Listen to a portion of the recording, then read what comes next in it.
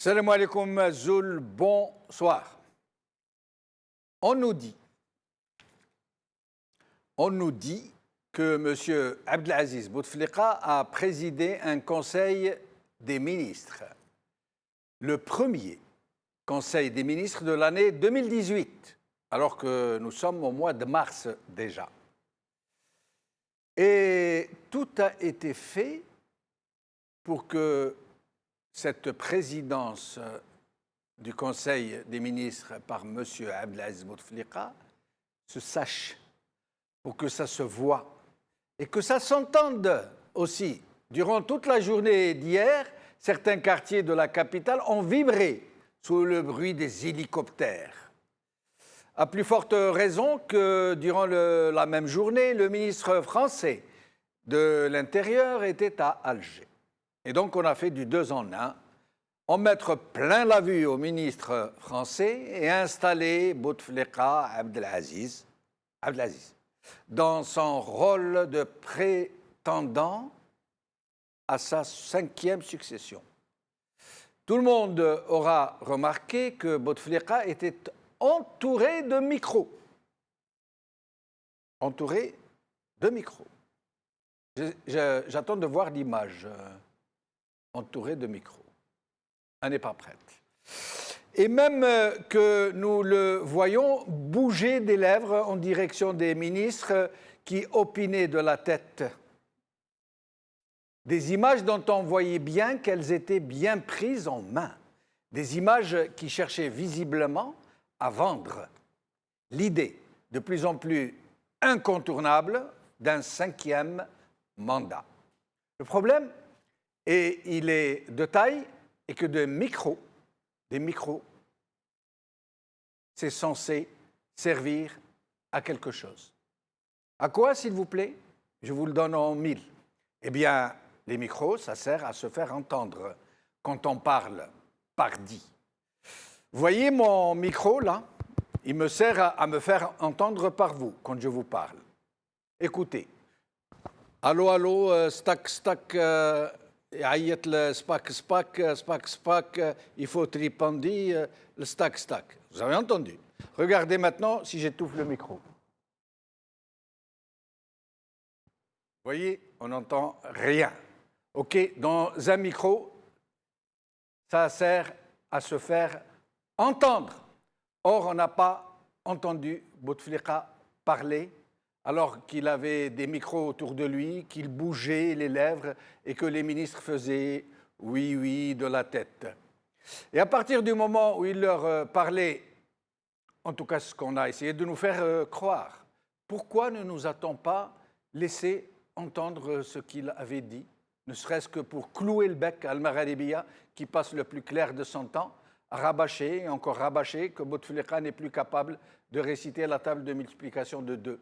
Et que son pauvre corps malade ne sert que de façade à ceux qui l'ont pris en otage et qui règnent en ces noms et lieux.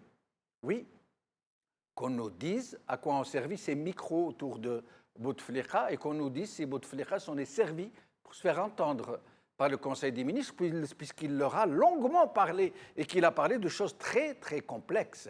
Et si c'est bien le cas, qu'on nous dise pourquoi son allocution n'a pas été rendue publique, juste pour nous clouer le bec. Regardez et surtout écoutez le même Bouteflika en 2004. Regardez. Je vais l'utiliser à quoi? Faire de l'agriculture, je fais mes études en même temps que je réalise de l'art. Je vais faire donner de l'eau potable en même temps que je réalise de l'art. Voilà ce qu'on voudrait. Un Bouteflika qui parle et qu'on entend, pour que les micros puissent servir à quelque chose. Aujourd'hui. APS. Le Conseil des ministres adopte un projet de loi fixant les fêtes légales par APS. Algérie 24. Bouteflika autorise la création de 11 zones industrielles sur des terres agricoles par Aderbal. Liberté. Le Conseil des ministres s'est penché sur les aspects liés à sa promotion. Tamazir, Bouteflika invite le gouvernement à faire vite par Karim Kébir. Bouteflika a-t-il présidé le Conseil des ministres? C'est le titre de notre émission d'aujourd'hui. Et pour en parler, Borhan Messir, ex-fonctionnaire international à la retraite, Hafid Darraji, journaliste et analyste politique, Mohamed Ben Hammou, président du parti Al-Karama. Alors, Borhan Messir, merci d'avoir accepté notre invitation. Borhan Messir. Oui, bonsoir, M. Bechinouf. Bonsoir. Bonsoir à vos invités et à tous les téléspectateurs de Maghreb. Merci. Il n'y a pas de retour aujourd'hui, j'espère, dans votre téléphone. Borhan Messir? Je vous entends, M. Bechinouf. Très bien. Alors, finalement, premier conseil des ministres présidé par Bouteflika pour l'année 2018, c'est un peu loin quand même. Mars, hein, il a fallu attendre presque 3 mois. Tout à fait, c'est le premier conseil des ministres. Et nous sommes le 4, enfin hier, on était le 14 mars, ça veut dire qu'il devait y avoir au moins une dizaine de conseils des ministres. Mais bon, la vie étant ce qu'elle est, le conseil des ministres a eu lieu. Mais Borhan Messir, on nous dit donc que c'est M. Bouteflika qui a donc présidé ce conseil. On nous dit qu'intervenant à la suite de l'adoption de ce projet, M. le Président de la République a relevé qu'il s'agira là d'une importante réforme. Plus loin, le Président Bouteflika a instruit le gouvernement d'entourer la mise en œuvre de la loi organique relative aux lois de finances, etc. Pour rappel, M. le Président de la République avait décidé ceci, cela, il a dit, il a fait, il a rappelé. Dans ce cas, puisqu'on nous l'a montré, entouré de micros, en train de parler aux ministres, au gouvernement, pourquoi ne parle-t-il pas aux Algériens, Borhan Messir? Ça, c'est une autre paire de manches. Maintenant, par rapport à sa capacité physique pour parler ou ne pas parler, ça, c'est une autre chose. Personnellement, je ne suis pas médecin pour le dire, mais ce qui est sûr maintenant, on a vu, les images sont claires. Le président a présidé un conseil des ministres, les images sont claires. Maintenant, moi, ce qui m'intéresse le plus, c'est le fond des décisions qui ont été prises dans ce conseil des ministres. Ça, c'est le plus important. En revenant sur un petit point, si vous permettez, M. Benchinouf. Oui. En lisant le communiqué du conseil des ministres, il ne souffle pas un mot sur la situation socio-professionnelle du pays, du moins par rapport aux zones de turbulence que traversent actuellement des secteurs comme l'éducation, l'enseignement supérieur et la santé. Donc il y a déjà ce point-là. Mais si vous permettez, peut-être qu'on y reviendra après. Moi, il y a un point qui a vraiment attiré mon attention concernant les décisions qui ont été prises lors de ce Conseil des ministres. Je reviens à vous dans un moment et je devine un peu que vous voulez certainement parler certainement de ce problème de terres agricoles qui vont servir de zone industrielle. Non? Je me trompe? Tout à fait, tout à fait. Très bien. Alors, avec nous, Mohamed Ben Hammou, président du parti Al-Karama. Merci d'être avec nous, Mohamed Ben Hammou. Bonjour, M. Benchou. Comment allez-vous? Très bien, merci, vous-même. Alors. Excusez-moi, je suis en voiture, je roule. J'espère qu'on va rester en contact. Très bien, mais vous avez le droit de rouler et de parler en même temps au téléphone? Je suis en campagne, donc c'est une route de campagne, donc je peux. Très bien. Alors, je vais m'arrêter. Voilà, c'est mieux, c'est mieux. Mohamed Ben Hammou, dites-moi, nous avons vu M. Bouteflika entouré de micros en train de parler aux ministres, au Conseil des ministres qui faisaient comme ça de la tête et lui qui faisait comme ça. Donc, on suppose que des micros, ça sert à parler, à se faire entendre plutôt. Et donc, vous croyez qu'il a parlé au ministre, M. Bouteflika? Vous savez, moi, je suis comme Saint Thomas, je crois ce que je vois. Donc moi, je vous ai dit, moi, je suis un pur produit algérien. Donc, ce que fait mon pays, et je vis dans ce pays, donc je suis tout à fait en harmonie avec ce qui se passe en Algérie. Et surtout, ce qui réconforte ma pensée, c'est qu'aujourd'hui, on a reçu le Premier ministre, le ministre de l'Intérieur français. Il est là, il est en Algérie.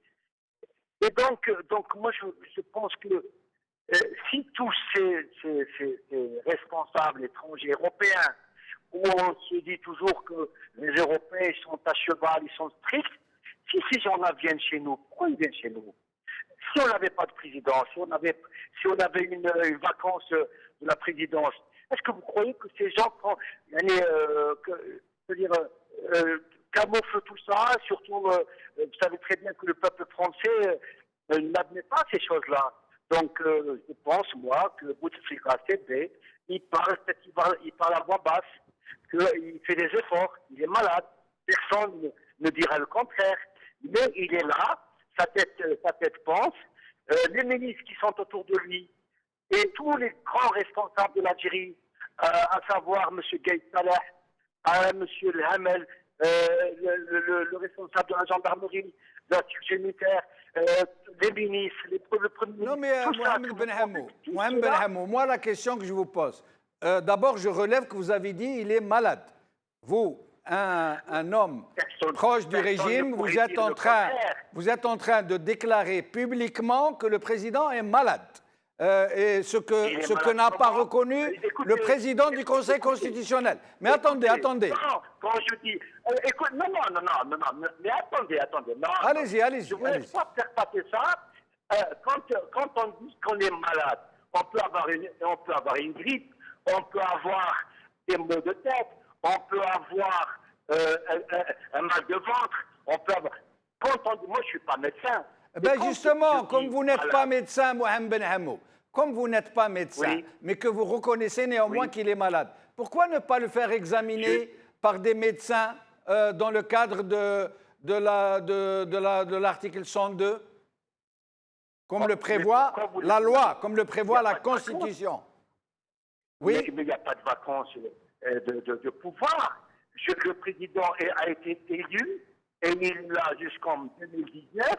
Quand on arrivera aux élections de 2019, s'il est candidat, à ce moment-là, les médecins et tout le corps médical pourraient intervenir et que l'opposition à ce moment-là pourrait demander à ce que cet article doit être appliqué.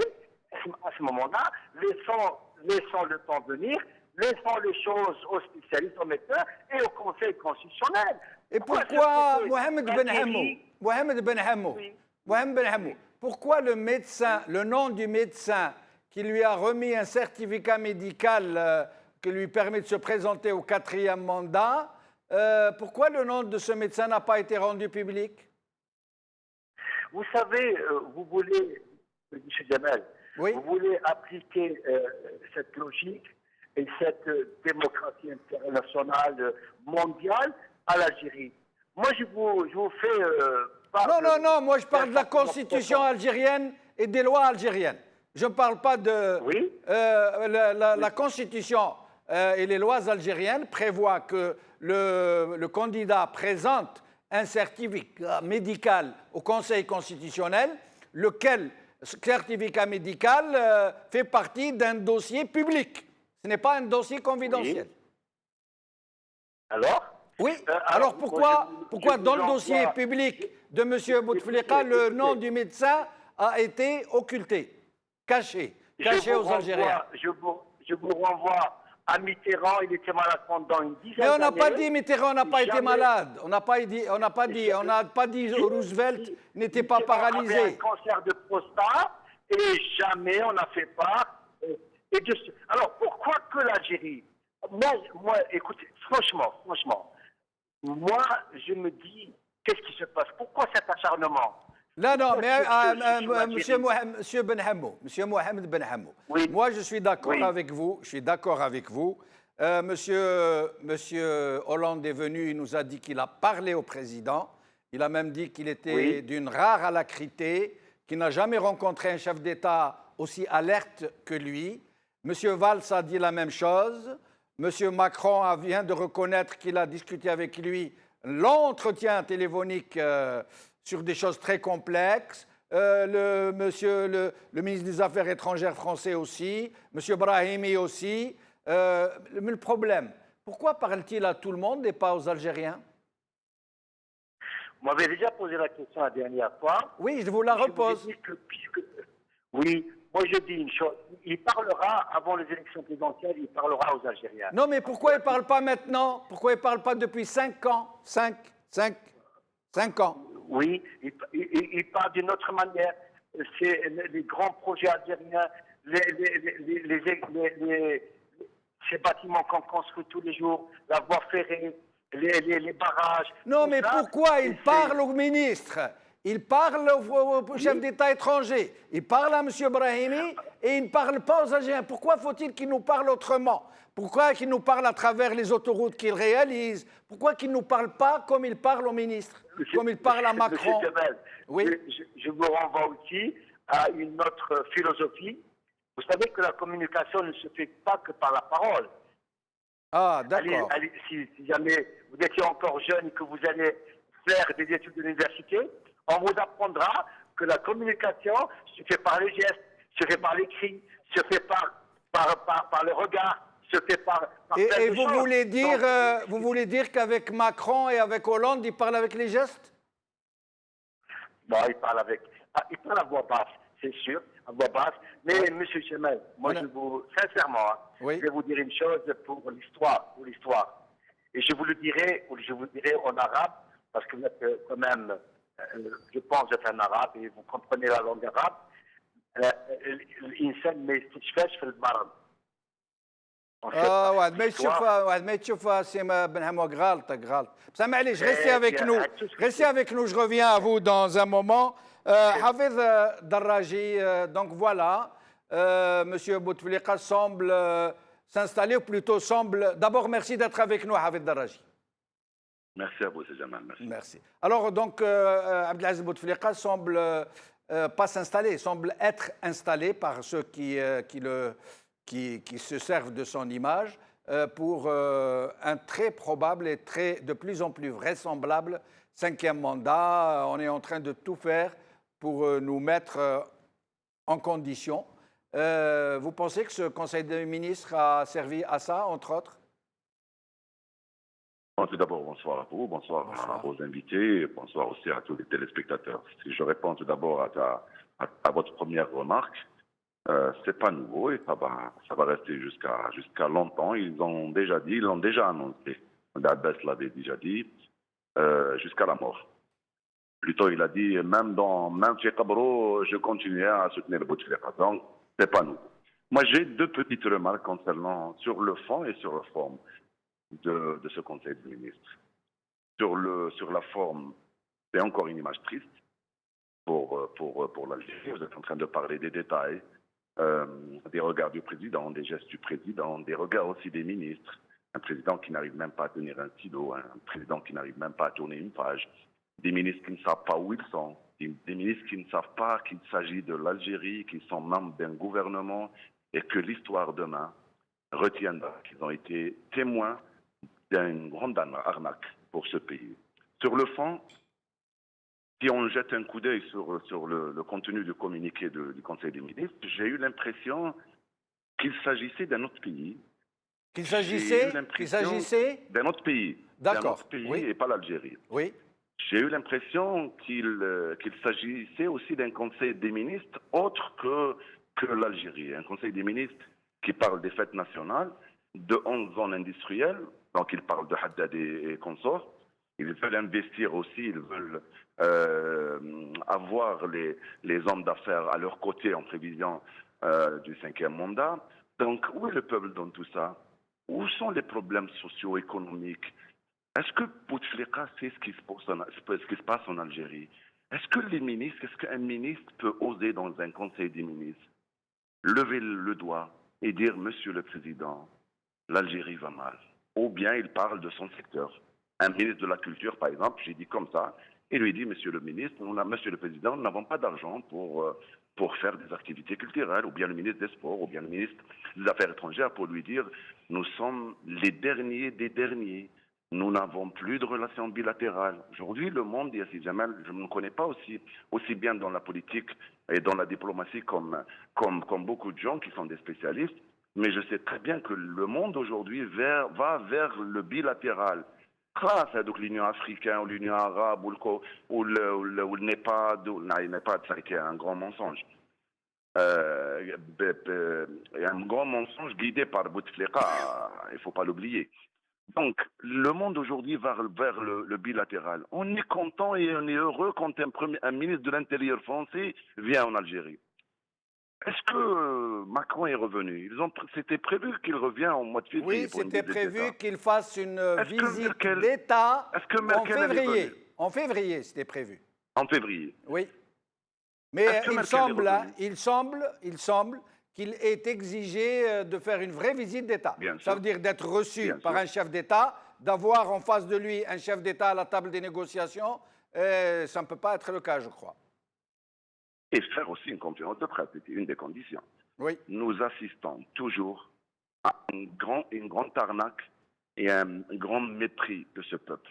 Un mépris envers le peuple, un mépris aussi envers les institutions, un mépris envers les chouhadas, un mépris envers les institutions de l'État. C'est grave ce qui se passe. Mais en Algérie. Haved Si jamais Darraji, vous êtes dans la Haved détranche- Darraji, Oui. comment expliquez-vous, moi je ne m'explique pas, hein, moi je ne me l'explique pas, comment expliquez-vous que devant de telles situations, un président qui, soi-disant, préside un conseil des ministres, sachant que, pour tout le monde qu'il ne préside pas, sachant qu'il ne parle pas, qu'il ne communique pas, qu'il est hors d'état de le faire, comment expliquez-vous ce silence abyssal de toute l'opposition au prétendu tel, de toute la société civile algérienne, de toute la presse? Personne ne relève. C'est comme si tout le monde avait baissé les bras, c'est comme si tout le monde acceptait désormais cet état de fait comme étant normal. Comment expliquez-vous, Haved Darraji? Je me pose aussi la même question, mais moi et le peuple algérien, ils ont quelques réponses à quelques questions, comme ce genre de questions. Je ne comprends pas, bien sûr, mais je comprends aussi qu'il y a des hommes, je dirais bien des hommes, pas d'association, pas de formation politique organisée, influente. Et il y a des hommes qui sont en train de réagir, mais خلينا نقولها لك بالعربية Oui, باش يفهموها بزاف الناس. Anna. Vous savez qu'est-ce qu'il a fait Bouteflika? Oui, دائرة تاع السراقين والطماعين والخوافين والانتهازيين والسحة من اللي جا. Il a élargi cette catégorie de gens. C'est pour ça aujourd'hui nous sommes devant des gens. Quand vous parlez avec eux individuellement, ils sont conscients et ils vous disent des choses plus graves que les choses que nous sommes en train de dire. Mais à la télévision, ما عندوش الحشمة وما عنده الحشمة لا السياسية ولا الأخلاقية ولا الشخصية باش يسكت ماشي باش يقول حاجة. على الأقل اسكت. Ne défend pas l'indéfendable.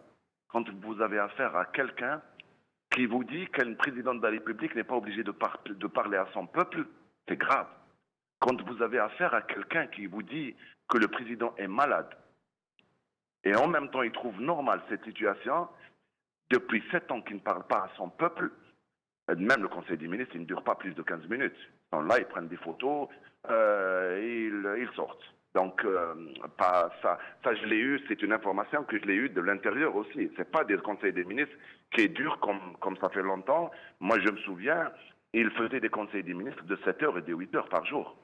là c'est juste pour la galerie, quoi. C'est juste pour les photos. C'est tout. C'est tout. Restez avec nous, Haved Darraji, je reviens à vous. Brahim Messir, vous vouliez parler du contenu du programme, de l'ordre du jour de ce Conseil des ministres, notamment ce fameux sujet qui est en train de défrayer la chronique sur les réseaux sociaux. Il n'y a plus que les réseaux sociaux qui s'expriment aujourd'hui. Il n'y a plus de classe politique. Il n'y a que les gens sur Facebook, Twitter, YouTube qui parlent de l'actualité algérienne. Et donc, ce sont vraiment des clameurs publiques sur les réseaux sociaux qui parlent de ces zones, de ces terres agricoles qui vont être versées aux fonciers industriels qui vont servir de zones industrielles. Mais avant de vous donner la parole, Brahim Messir, j'aimerais juste rappeler que ça ne date pas d'hier, que ça ne date pas d'aujourd'hui. La Mitidja a été quasi totalement bradée, y compris à des généraux de la décennie rouge qui ont pris, y compris le domaine Bourgeot, la trappe, Bouchaoui, le domaine qui était le symbole même du colonialisme et qui, donc, en toute bonne raison, aurait dû être restitué aux paysans originels à qui il avait été arraché. Eh bien non, ce sont les généraux, pour la plupart, qui ont pris ces terres des domaines Borjo, Bouchaoui. Maintenant, Borhan Messir, qu'est-ce que vous pouvez nous dire sur ce scandale de ces terres agricoles dont on dit qu'ils sont de très faible rendement, qui vont être donc versés au foncier industriel? Je suis entièrement d'accord avec vous quand vous parlez de la Métisa et d'autres terres. C'est vrai que ça a été fait, et ça a même été fait du temps de Bouchouarab où les terres ont été cédées. Mais en lisant le communiqué du Conseil des ministres, il y a une décision, il faut comprendre surtout les enjeux d'une décision. Et là, vous avez bien fait de parler de la fameuse décision où un décret a été adopté concernant le déclassement des terres agricoles à l'effet des zones industrielles. Oui. Écoutez, cette décision aura des conséquences très très graves pour les générations futures, pour nos petits-enfants et pour le futur de l'Algérie. Je vais m'expliquer. L'Algérie, qu'on le veuille ou non, est un pays à vocation essentiellement agro-pastorale.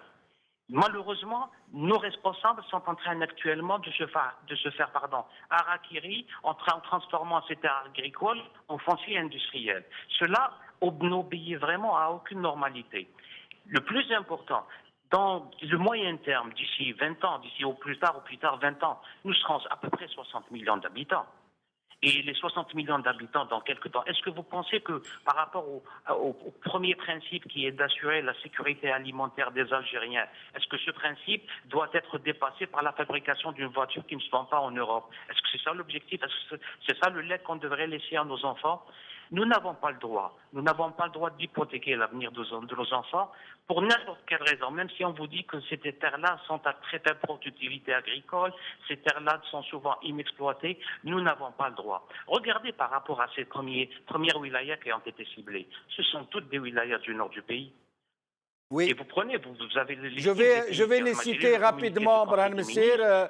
Didouch Mourad, Mdaourouch, صقراس ولد قاسم عين مليلة بوقدير تيزي غنيف ذراع الميزان ديرة العريشة الحساين بتيوة.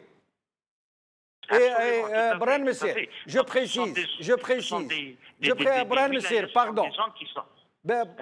précise que ces terres qui vont être versées au foncier industriel, c'est prévu pour 10 zones industrielles, 10.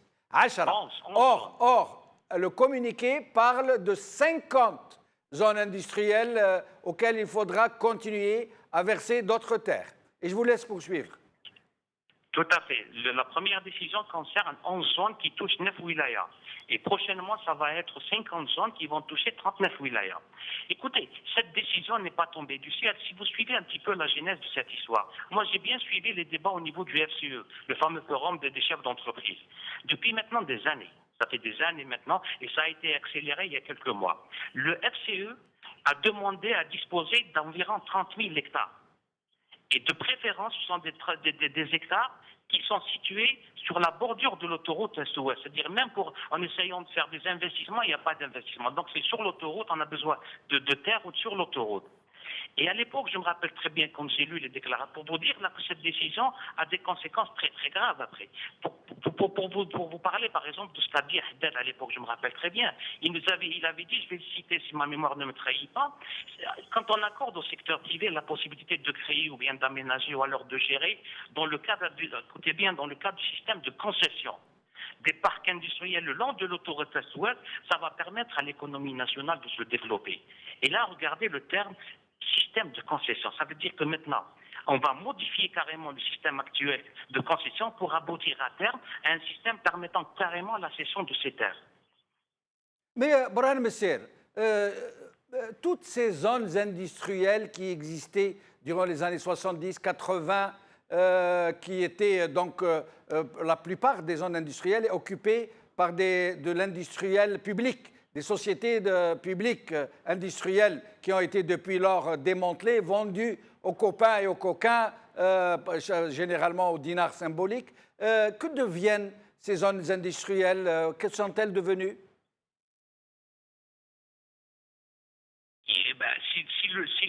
Si l'entreprise qui a été bâtie sur ces fonciers-là n'a pas fonctionné, ça veut dire que ça a été vendu par rapport déjà au fait au foncier et par rapport à donc ça a dû être reversé vers d'autres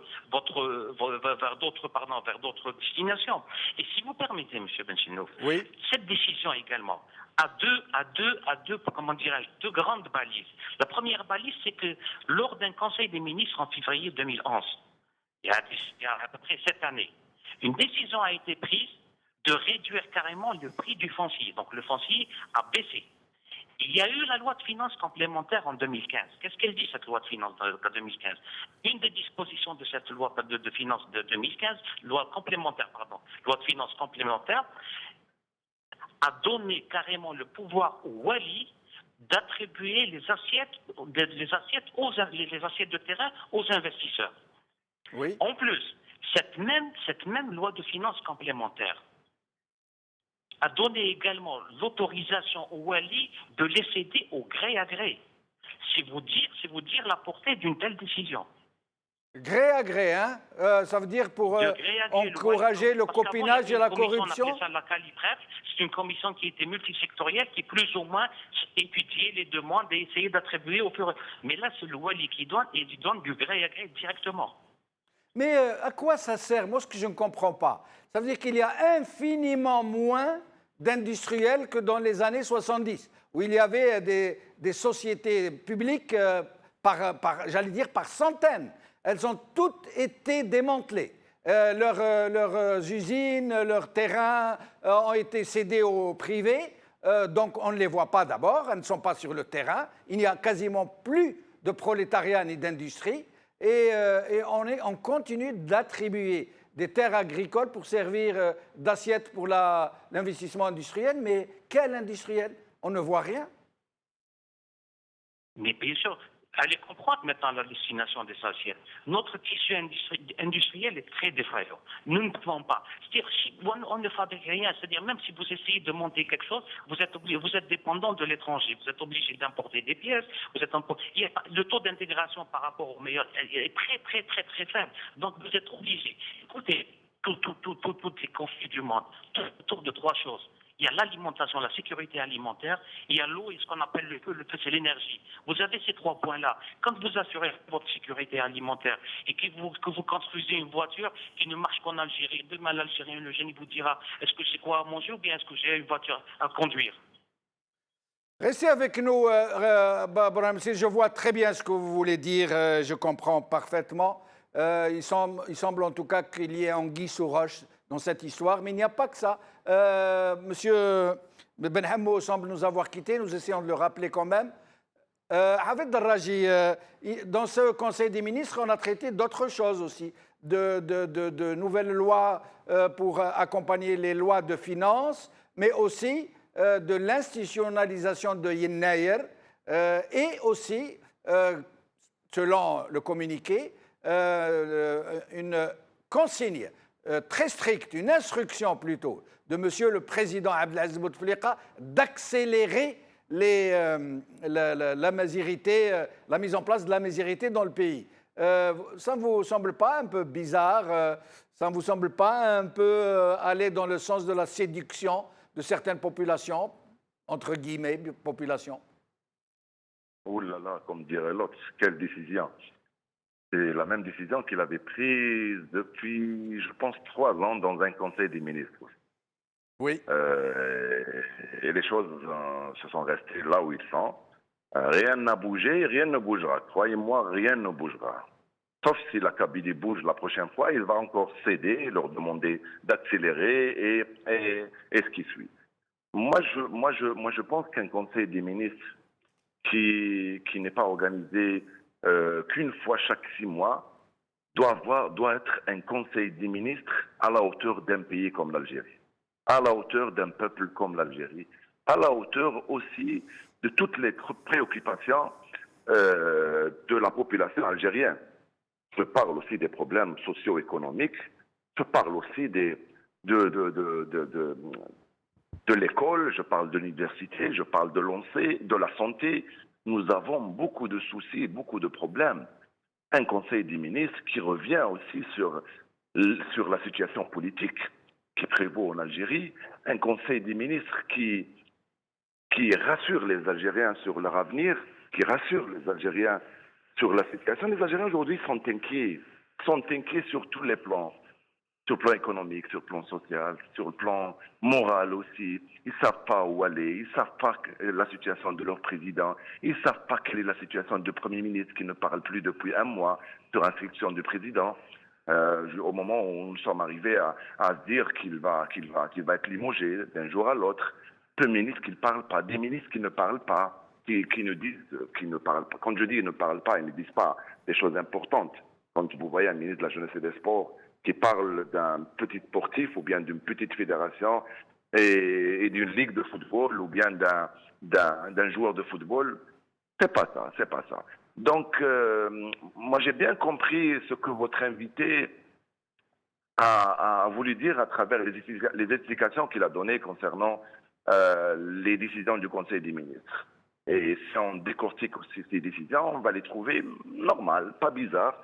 Je veux dire, rien ne changera demain, je veux dire. Sauf pour les hommes d'affaires qui ont réussi à décrocher encore des terres pour construire et des terres aussi pour spéculer peut-être, non? C'est pas plutôt pour spéculer, des terres pour spéculer, pour se faire encore un peu d'argent sur le dos de la paysannerie? C'est pas nouveau ça aussi. C'est Jamal. Votre invité l'a si bien expliqué. La spéculation a existé, elle existera toujours. Au jour d'aujourd'hui, nous sommes très inquiets, pas par rapport à ce Conseil des ministres, mais nous sommes très inquiets par ce climat qui prévaut dans le domaine de la presse aussi. Regardez ce qui se passe dans le sud du pays avec le Bouhamron. Aujourd'hui, en 2018, le Bouhamron tue en Algérie et aucun mot d'un président de la République. Pas un mot au Conseil des ministres, pas un mot sur les conflits sociaux, pas un mot sur les grèves, pas un mot sur l'état de la nation, rien. Mais sinon, c'est un Conseil des ministres qui concerne, notre pays, pas l'Algérie. Absolument. Mais Hafid Darraji, moi j'ai eu une curieuse impression cette fois-ci. Vous savez, c'est Ould Abbas, c'est Roul, qui passent leur temps à nous parler de Fakhamatou, du projet. Vous savez que maintenant, ça tourne au ridicule à un point où on a l'impression que même eux, ils se moquent du président, ils se moquent de son état de santé, ils se moquent de nous. Et vous allez voir une petite vidéo où vous allez voir le Wali d'Alger, Zour, parler à un journaliste pour lui dire que nous avons dépassé de très loin la France. Et il parle du président, et écoutez ce qu'il va nous dire. ماذا تنتظرون من هذا اللقاء؟ توصيات والله ما احنا معليش نحبوا نقارنوا احنا الشيء الجميل اننا نشوفوا احنا مكانتنا من الاعراب، ولكن الحمد لله بفضل المخطط والاستراتيجي والحكمه والبصيره تاع فخامه الرئيس انا بعاد عليهم. شكرا سيد الوالي، شكرا. إذا زميلتي Ils sont en train de rigoler, hein? Ils se marrent, يضحكوا يضحكوا شابعين ضحك علينا وعلى الرئيس مسكين l'otage اللي بين يديهم. حافظ دراجي, vous n'avez pas cette impression qu'il se gourre? C'est Jamal. Vous avez vu le jeune journaliste en train de rire. Ça veut tout dire. Ça veut tout dire. C'est un jeune journaliste, peut-être qu'il ne sait pas beaucoup de choses. Il était en train il a eu un fou rire. Oui. Si j'étais président de la République, c'est Jamal, tout ministre, tout ambassadeur, tout élu qui prononce le nom du président de la République, je l'émoge le lendemain. Oui. Tout ce beau monde est en train de se cacher derrière quelque chose qui n'existe pas. C'est Jamal. Encore une fois, moi et toi, et beaucoup d'Algériens, je parle des Algériens, vraiment Algériens. Ils adorent leur président, ils l'aiment. C'est pour ça ils le critiquent. C'est pour ça ils sont francs. C'est pour ça ils disent la vérité. C'est parce que nous aimons ce pays, nous voulons avoir un président qui nous fait honneur à l'étranger, un président qui nous fait honneur à l'intérieur du pays, un président qui se soucie de son peuple. Eux, c'est pas le cas. Ils sont en train de porter préjudice au président de la République. Quand un Weli parle comme ça, quand un ministre parle de la sorte, quand Jamel Ould Abbas parle d'une Algérie meilleure que la Suède, et d'Ammar Ghoul qui disent que c'est l'État qui doit choisir le président de la République. Oui, il a dit c'est l'État qui doit choisir le président de la République et il a dit qu'il a fait partie de 28 gouvernements. 28, Monsieur Roll. Vous savez pourquoi il dit que c'est l'État qui doit choisir? Oui. Pour que le président continue, c'est parce que cet État, il l'a choisi en tant que ministre combien de fois? 15 fois. 15 fois, il l'a choisi 14 comme fois. ministre. 14, il a fait 14 partie fois. 14 fois. 14 fois. Et lui, il a menti, il a dit 28 fois. Malgré ses échecs. Mais il a été Hafid nommé Darraji, 14 fois. Hafid Darraji, très franchement, ces gens qui sont venus de nulle part et qui du jour au lendemain deviennent secrétaire général du FLN, ministre, sénateur, milliardaire, millionnaires en euros, qui ont des hôtels, des palaces en Espagne, qui ont des résidences somptueuses où ils n'utilisent même pas de domestiques algériens. Ils ont peur des domestiques algériens. Ici en France, ils ont des domestiques français. Alors, ces gens-là, c'est normal, jamais ils n'auraient espéré un tel rendement avec une telle chance, avec une telle famille qui leur ouvre les cavernes d'Ali Baba. C'est normal, après tout, qu'ils soient aussi rigolos, qu'ils s'amusent, qu'ils nous tournent en ridicule. C'est le président de la République lui-même qui a voulu s'entourer de ce genre de médiocres. Moi, je l'avais dit une fois, le président de la République, avec tout le respect que je dois à la personne et au poste du président de la République, il méprise le peuple algérien. Il est venu se venger de ce peuple algérien. Il a ramené avec lui tous les médiocres. Citez-moi, avec tout le respect à quelques-uns, citez-moi un grand responsable qui mérite d'être à sa place. Est-ce que vous pensez qu'un pays comme l'Algérie, ou bien n'importe quel pays au monde, peut se débarrasser d'un Ramtal Amamra pour des ministres et des ambassadeurs et des directeurs qui n'ont rien à voir avec la diplomatie, qui ont fait de l'Algérie la dernière roue de la charrette. Aujourd'hui, sur le plan diplomatique, nous n'existons plus. Personne ne vient en Algérie, sauf les Français, parce qu'ils ont leur intérêt. L'Algérie ne va vers personne. Aujourd'hui, nous n'avons plus de voix, nous n'avons plus de position. L'Algérie n'est pas considérée. Quand les gens parlent des problèmes qui existent aujourd'hui, ou bien ils parlent de l'économie mondiale, ils parlent de la culture, du sport, l'Algérie n'existe pas. Et c'est vrai, Hafid Darraji, c'est vrai que ce régime se distingue par une chose. Il ne s'entoure que de médiocres, parmi les plus médiocres qui puissent s'imaginer. Les Algériens les connaissent très bien. Ce sont eux qui sont en haut de l'affiche. Et vous allez entendre maintenant l'un d'eux nous dire que ce n'est pas au peuple algérien de choisir son président, mais au régime de le désigner. Et ensuite, je reviens vers Borhan Messir.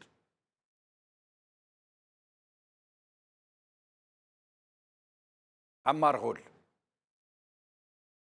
ليس خيار أشخاص أو خيار حزب أو خيار طموحات فردية. خيار رئيس الجمهورية هو خيار الدولة، وعلى الأحزاب التي تعمل على بناء وتقوية الدولة أن تلتحم في إطار فضاء من خلاله تبني إجماع أو شبه إجماع للرئاسيات المقبلة بإذن الله. درك إذا تقدم رئيس الجمهورية وإذا تقدم واحد آخر، فهمت كيفاش نوزنوا الأمور بكل بساطة. قلت خيار دولة مش خيار تعب. Borhan Messir, au sujet du projet de loi organique relative aux lois de finances, qu'est-ce qu'il y a de nouveau dans ce projet de loi organique qui réorganise les lois de finances?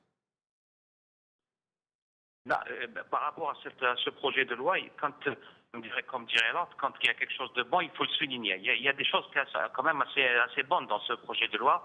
Déjà, il y a une première situation, c'est que cette loi organique va s'adapter à la Constitution de 2016.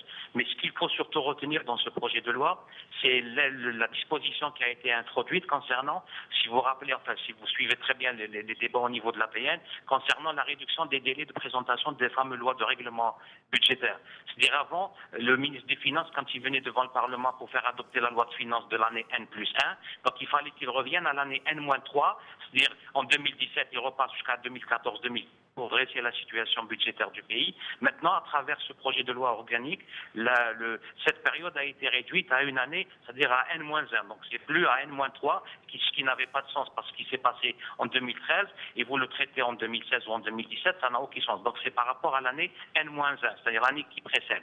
Maintenant, par rapport à ce que vous avez dit, par rapport à la déclaration de Amaro, c'est-à-dire quand je l'entends parler de l'État, je ne sais pas s'il connaît effectivement la définition d'un État. C'est quoi un État?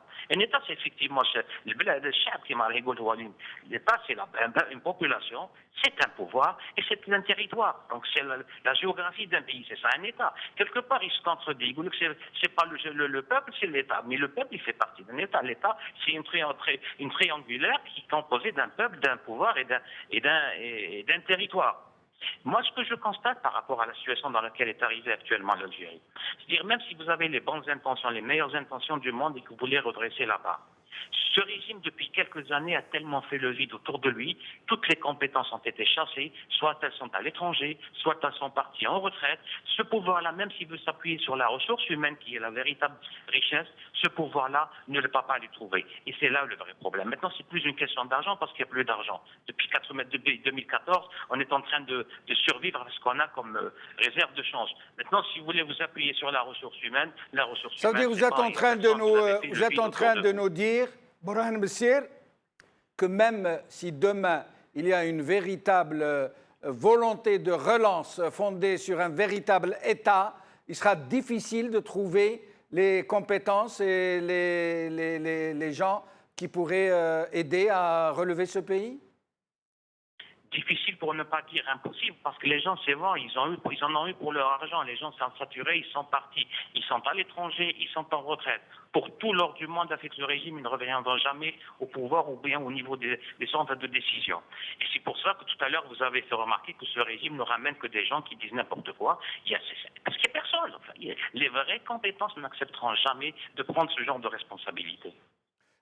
Pourtant, Borhan Messir, malgré tout, avec une telle catastrophe qui est ce régime, une telle prédation, pourtant le pays continue malgré tout de tourner, il y a de l'eau dans le robinet, quand vous appuyez sur l'interrupteur, il y a de la lumière, ça se passe un temps soit peu, mais les gens continuent de vivre malgré tout. Ça veut dire qu'il y a quand même des compétences, des piliers qui soutiennent cette nation qu'on ne voit pas, mais qui sont bien là pourtant.